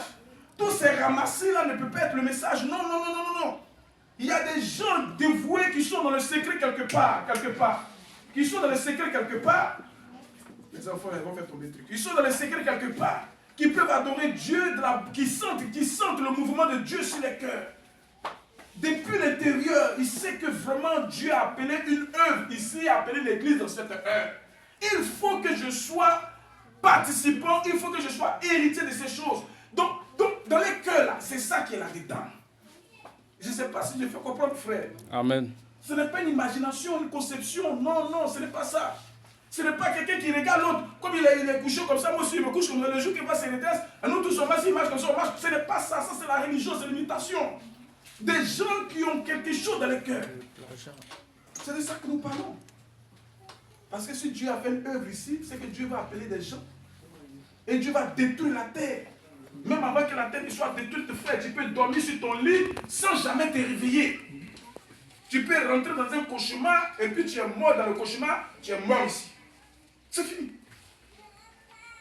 Qu'est-ce que tu vas faire? Est-ce que tu pourras avoir des excuses pour dire non, Seigneur? Parce que tout ce qu'on doit connaître de Dieu là, Dieu s'est dévoilé, il s'est fait connaître. Tout ce qu'on doit connaître de Dieu là, Dieu s'est montré, il s'est fait connaître pour cette terre. Mais les gens sont insensibles à cause de Dieu. Ils sont plutôt sensibles pour le péché, pour les choses de la terre. Ils sont plutôt sensibles pour les plaisirs de la terre et tout ça, les choses du monde. Ils courent toujours après ça, toujours en premier les choses de la terre. Ils sont insensibles. Dieu ne frappe pas les cœurs, ça ne rentre pas là-dedans. Non, ça ne rentre pas. Ils sont insensibles. Même dans le message. Que le nom du Seigneur soit béni. Amen. Amen. Ils sont insensibles. Mes frères, si Dieu a commencé à travailler avec un Paul et qu'il est arrivé ici au 7e avec Branham, c'est qu'il arrivera aussi avec l'église pour ceux qui l'habitent. Et ceux qui étaient prêts entraient avec lui dans la salle des noces. Ça veut dire qu'il y aura des gens qui ne seront jamais prêts. Même si Dieu met 1000 ans, ils ne seront jamais prêts. Parce que le cœur dedans là-bas, là, il n'y a rien dedans. Il n'y a pas d'expérience. Il n'y a pas, ça ne boue pas pour le ciel. Non. Ils sont à l'église comme ça, dans le vide, dans le flou. Ils sont dans le message comme ça. Oh, le message, bon. Oh Dieu, ça va où? On s'en va où? On s'en va là. La convention, ils sont là-bas. Oh Dieu, ça va où? Mais ça ne frappe pas dans l'âme. Il n'y a pas ça dedans. Il n'y a pas de répondants dedans. Il n'y a pas de répondants. C'est excuse, explication, explication, sur explication. Il n'y a pas de répondants. Que cela ne soit pas ainsi. Si nous sommes approchés de Dieu, de la cité, alors nous devons vraiment chercher à être semblables à la chose. D'autres même pensent que Dieu n'existe pas. Parce qu'ils ne le voient pas. Et le message même, qu'est-ce que c'est vrai? Parce qu'il n'y a pas d'expérience dans son âme. Dieu n'existe pas pour lui dans le message. Il n'a pas rencontré le Dieu, il n'a pas expérimenté, il n'a pas de révélation, il n'a rien dans son cœur. Il suit son frère, il suit son mari, il suit sa femme, il suit son papa, sa maman, il suit ses amis. Il n'y a pas de révélation dedans. Il n'y a pas ça. Chacun de vous qui était appelé, vous devez connaître votre père. Est-ce qu'on peut te dire si tu connais ton père? Non. Ton père naturel, tu le connais. Mais Dieu est ton père céleste, tu dois le connaître individuellement. Après avoir entendu ces choses, la Bible dit, le cœur vivement touché. Mais aujourd'hui, quand on entend la parole, le cœur n'est pas touché. Chaque jour, le cœur n'est pas touché. On vient, Dieu parle, le cœur n'est pas touché. On s'en va, on vient, on s'assoit un peu, le cœur n'est pas touché. Gauche et droite tout le temps. Mais un jour, si tu vas dépasser la ligne de démarcation, Dieu ne va plus s'intéresser à toi. Parce que toi-même, tu ne t'intéresses pas à la chose. Tu ne viens pas ici pour rencontrer le Seigneur. Tu ne viens pas ici pour dire, Seigneur, je vais te connaître. Le Dieu qui se trouve dans le message, je vais t'expérimenter. Tu n'as pas de temps de prière, tu n'as pas de temps de conséquence, tu ne soupis pas dedans de toi de connaître le Dieu qui se trouve dans le message. Mais un jour, ce sera fini pour toi. La maladie va te prendre. La mort va te prendre. Ou bien tu vas rater l'enlèvement, ça sera fini. Pendant que Dieu s'intéresse à toi, il faut qu'il y ait du répondant dans ton âme. Est-ce qu'on comprend bien, frère? Amen. Ce n'est pas pour faire église que le message est venu. Non. Ce n'est pas pour faire mariage. Moi, je vais marier tel frère. Moi, je vais marier telle soeur. Moi, je vais ceci. Ce n'est pas ça. Oh, bon, comme vous ne voulez pas me donner la soeur là, moi, je suis fâché. Je ne vais plus à l'église. C'est fini. Vous avez besoin de faire. Pourquoi? Donc, cela veut dire que et tous sont d'explication. Mais si, comme je n'ai pas eu de travail, ça fait 5 ans, 10 ans ici dedans, je ne travaille pas. Votre affaire de message là même là, on souffre. Toujours on souffre. Regarde. Que le nom du Seigneur soit béni. Amen. Tout fils qui est appelé doit être éprouvé par le feu. L'or là, on fait passer l'or par le feu pour surtout toute cette impureté. Que le nom du Seigneur soit béni. Amen. D'autres sont là pour regarder, oh, il est joli. Hey, le frère là, il a grandi un peu. La soeur là, hey, mais tu vas aller en enfer avec tout ça. Tu vas aller en enfer avec ça, frère. Ce n'est pas pour ça que tu étais appelé. Tu étais appelé pour être à l'image et à la ressemblance du Dieu. Tu étais appelé pour que tu puisses être un vase d'honneur dans lequel Dieu puisse s'exprimer. C'est pour ça que tu es là. C'est pour ça que nous sommes là ce matin. Même si le pasteur m'a piétiné mes pieds, ce n'est pas à cause du pasteur que je suis là. Même si le chanteur m'a piétiné, ce n'est pas à cause de lui que je suis là. Mais je suis là pour être un vase du Seigneur. Pour que la nature de Dieu puisse s'exprimer au-dedans de lui. Il doit avoir quelque chose dans votre âme. Il doit avoir ça. Ça va, il doit avoir ça. Non. Il dit, oh Père, je te loue de ce que tu as caché ces choses et que tu as fait connaître aux petits-enfants. C'est-à-dire à s'allier à sa descendance. Chacun de nous avons le droit de bénéficier des choses de Dieu. C'est pour ça que nous sommes ici. De bénéficier de la nature de Dieu, de quitter la nature humaine pour entrer dans la nature divine. De quitter la pensée d'homme pour entrer dans la pensée de Dieu. Parce qu'on est né, on a été éduqué selon les hommes, on a été nourri selon les hommes, on a grandi selon les hommes, on a des pensées selon les hommes, on a raison selon les hommes. Alors Dieu nous appelle avec ce message-là pour nous éduquer maintenant selon la pensée de Dieu, à grandir comme Dieu, à agir comme Dieu, à penser comme Dieu, à faire des choses comme Dieu. C'est comme ça qu'on a pris le message. Ce n'est pas pour former une nouvelle église, une nouvelle religion, une nouvelle organisation, un groupe de BT, un groupe d'Agniers, un groupe de Baoulés. Oh, moi, c'est la camarade de nous, on aime les tirer dans son temps. Ce n'est pas pour s'entendre avec quelqu'un qu'on est ici. On est ici pour s'entendre avec Dieu. Avec quelqu'un. Oh non, c'est mon meilleur ami, c'est ma meilleure camarade, c'est pas ça.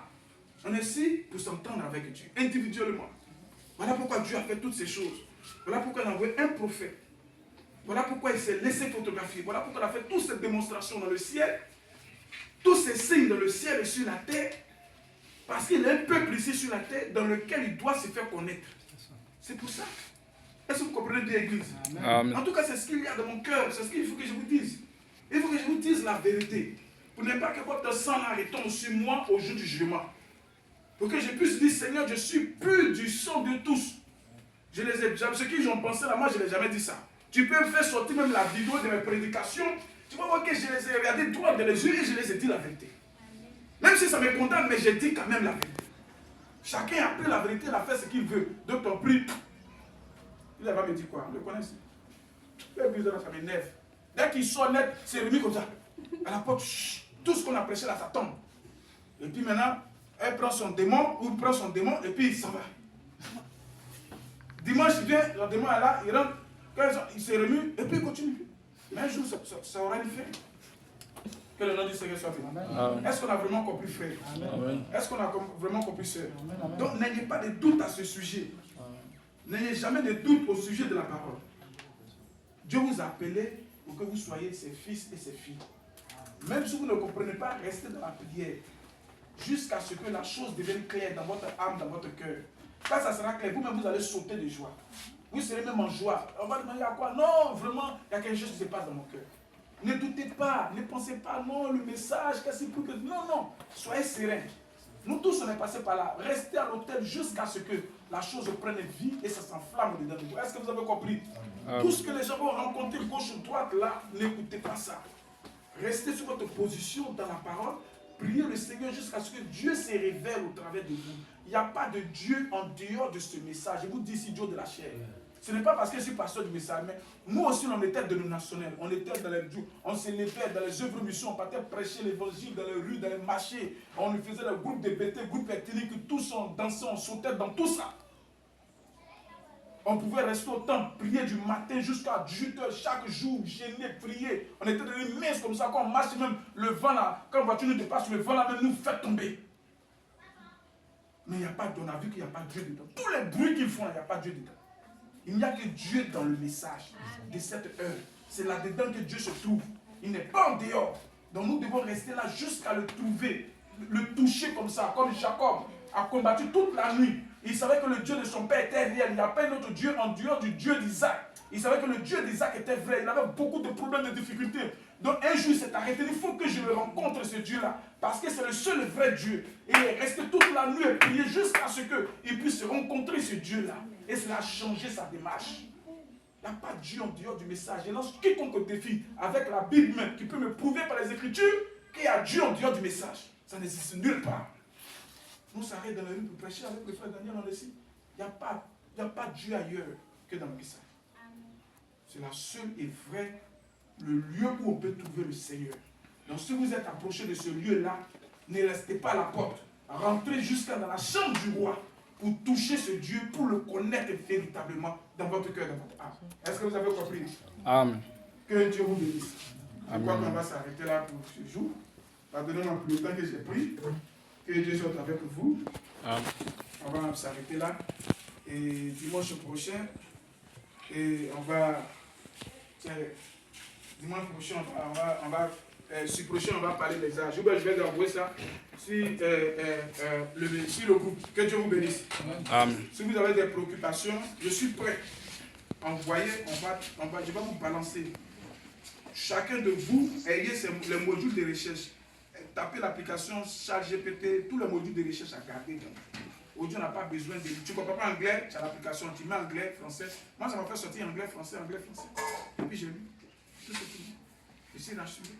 Il n'y a pas Dieu. Les gens vont se lever pour combattre le message, ils ne peuvent pas. Il y a les signes par pas. On ne peut pas aller au moins. Il y a les preuves qui prouvent que la chose est vraie. Est-ce que vous avez compris? Amen. Est-ce que vous avez compris? Amen. Que Dieu vous bénisse. On va se tenir debout.